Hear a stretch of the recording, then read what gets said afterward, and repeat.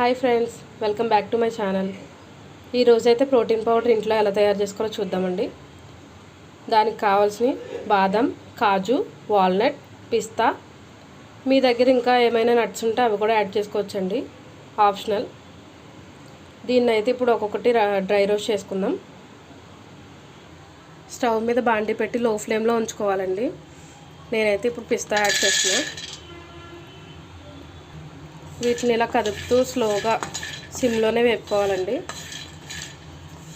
పిస్తా అయితే రోస్ట్ అయిపోయినాయండి. నేను ఇక్కడ అన్సాల్టెడ్ పిస్తా తీసుకున్నాను. మీరైతే పాల్లో యాడ్ చేసుకుంటాం కదండి, అన్సాల్టెడ్ అయితేనే బాగుంటుంది. ఇప్పుడైతే వాల్నట్ యాడ్ చేస్తున్నాను. దీన్ని కూడా అలాగే సేమ్ స్లోగా చేసుకోవాలి, సిమ్లో పెట్టుకుని.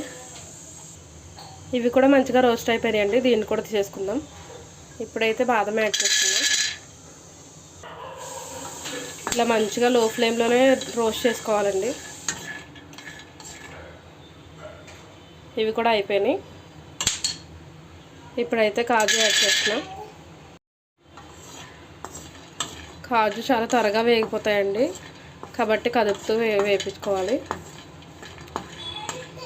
ఇవి కూడా ఆల్మోస్ట్ అయిపోయినాయి.